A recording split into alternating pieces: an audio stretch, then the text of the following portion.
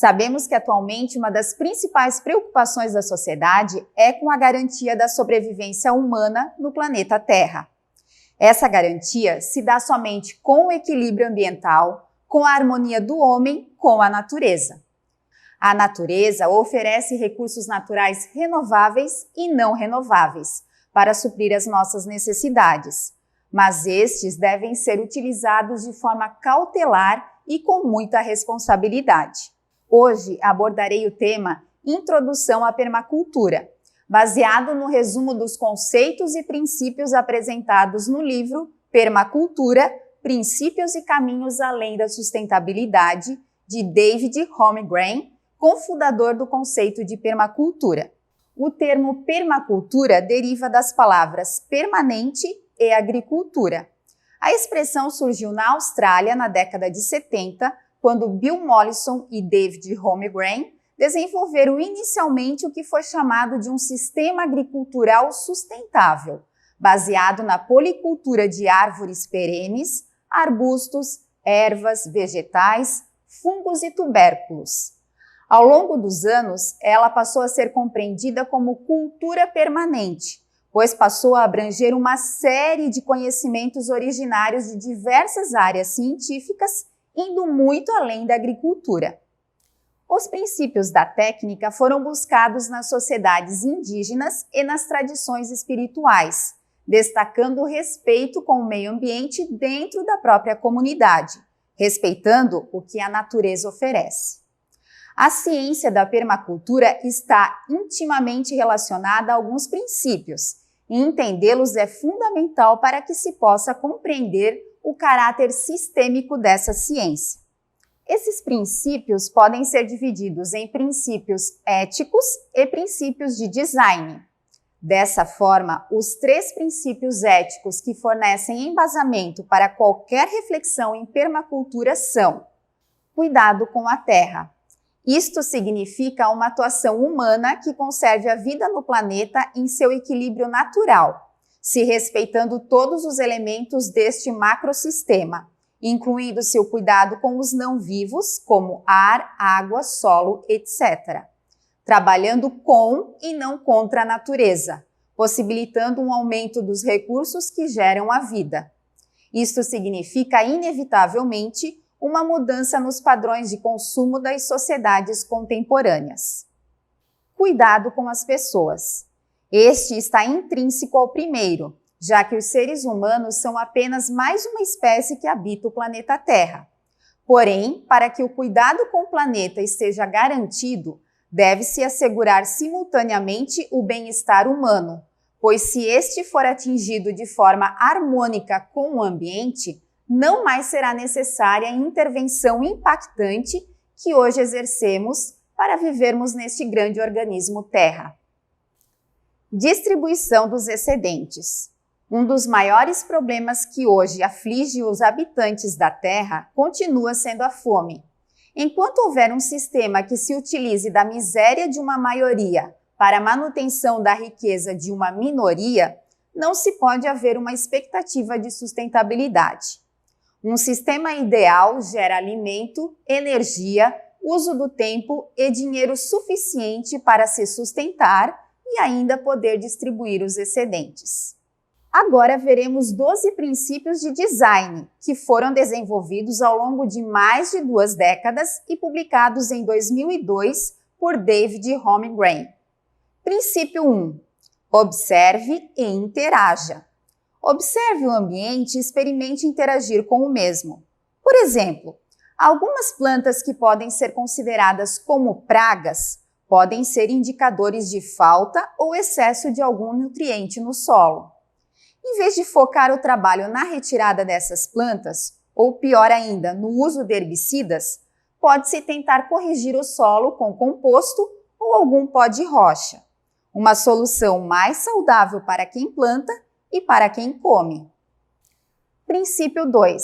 Capte e armazene energia.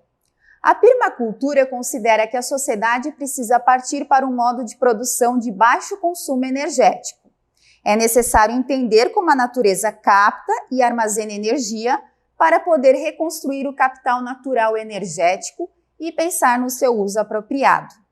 Não basta somente trocar o uso de combustíveis fósseis por energias renováveis. É necessário, antes, reavaliar o nível de consumo. Princípio 3. Obtenha rendimento. Além de pensar em soluções a longo prazo que melhorem as condições de vida no planeta, é necessário obter um rendimento a curto prazo. Como exemplo, temos a utilização dos excedentes de algumas árvores frutíferas que costumam ter uma abundante frutificação em um determinado período do ano, usando-os como alternativas de consumo ou de comercialização. O beneficiamento dessas frutas, por meio do feitio de conservas, geleias, chás, frutas secas, sucos e polpas, podem trazer um aproveitamento da produção por mais tempo e também uma diversidade maior de alimentos ao longo do ano. Esses excedentes, desde a fruta in natura até os produtos beneficiados, também podem ser comercializados em forma de venda ou troca e podem ser um incentivo para encontrar novos modos criativos de se obter um rendimento. Princípio 4. Pratique a autorregulação e aceite feedback. A autorregulação é um dos objetivos do planejamento de um sistema. A interação com a natureza pode fornecer feedbacks positivos, que contribuem para a ampliação da produção, ou feedbacks negativos, que podem diminuir a produção por algum motivo, evitando que o sistema todo entre em colapso. Portanto, realize as atividades e tente obter o feedback das mesmas para afirmá-las ou recriá-las. Princípio 5. Use e valorize os serviços e recursos renováveis. O design permacultural deve ter por objetivo fazer o melhor uso de recursos naturais renováveis para o manejo e a manutenção das produções. Para isso, é necessário verificar se há outras possibilidades de atender a demanda por meio de estratégias que não consumam elemento algum. Por exemplo, quando plantamos arbóreas caducifólias próximas a uma edificação, diminuímos a demanda por energia, porque no período de verão elas projetarão sombra na edificação, ajudando a manter o ambiente mais fresco, e no inverno as folhas caem, proporcionando mais calor solar no ambiente no período frio. Princípio 6. Não produza desperdícios. A minimização de desperdícios pode se dar por meio de 5 atitudes: recusar, reduzir, reaproveitar, reparar e reciclar. As empresas pouco ou nada falam das 4 primeiras atitudes mencionadas e focam apenas na reciclagem, que sozinha não é capaz de superar os problemas socioambientais gerados pela sociedade de consumo. Devemos buscar dimensionar nosso consumo e optar sempre por produtos e serviços não industrializados de produtores locais. Princípio 7. Design partindo de padrões para chegar aos detalhes. Dentro desse princípio entram as escalas de planejamento, que na permacultura estão organizadas basicamente por meio de zonas, conforme a intensidade de uso, inclinação do terreno e também na observação dos setores de sol, vento, umidade, água, fogo, entre outros. Princípio 8. Integrar ao invés de segregar.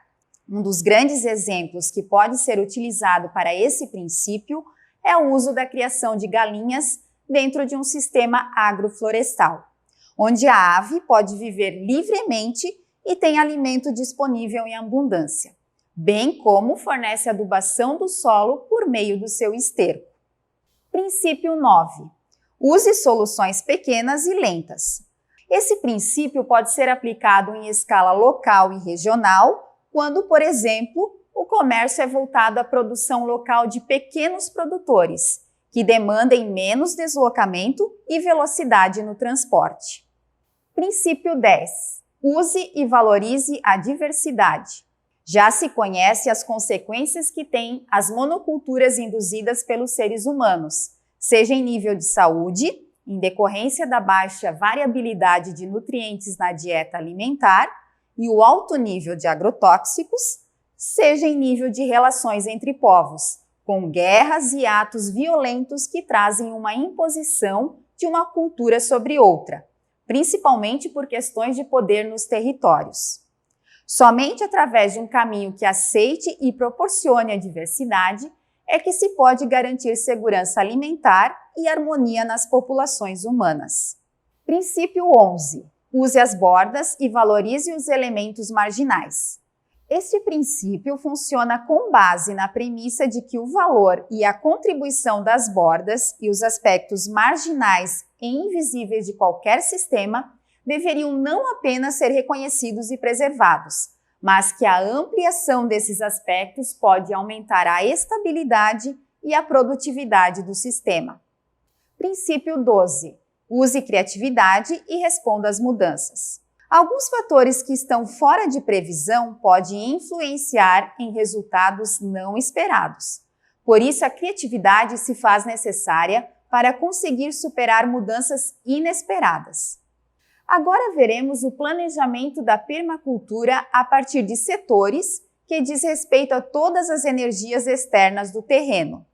As áreas de um terreno que recebem influência das energias do sol, ventos, queimadas, águas e outras questões de vizinhança como barulho ou contaminação de solos por agrotóxico são chamados de setores.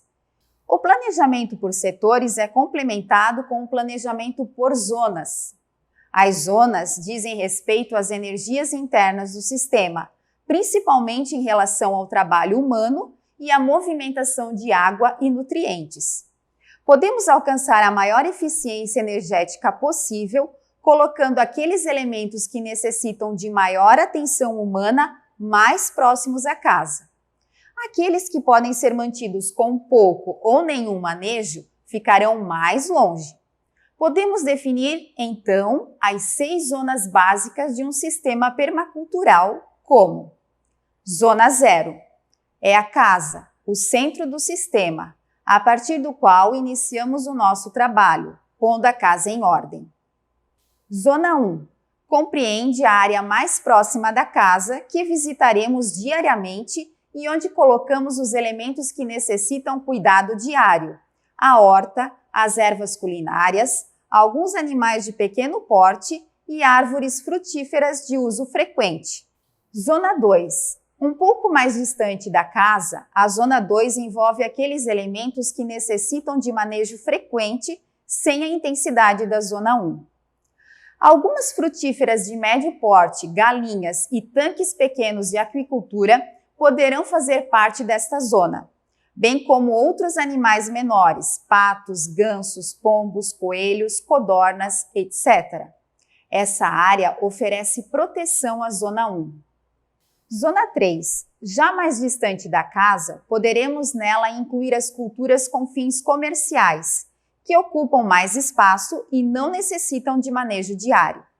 Também poderemos incluir a criação de florestas de alimentos, animais de médio e grande portes, com rodízio de pastagens, produção comercial de frutos e castanhas, entre outros elementos essenciais à diversidade da produção.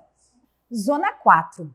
Visitada raramente, nela poderemos incluir a produção de madeiras valiosas, açudes maiores e a produção de espécies silvestres comerciais. Zona 5. Aqui só entraremos para uma coleta ocasional de sementes. É onde não interferimos, permitindo assim que exista o desenvolvimento natural da floresta. Agora você deve estar se questionando o que é necessário para implementar a permacultura. Para implementá-la, é preciso querer viver em harmonia com a natureza e contribuir com o equilíbrio do planeta.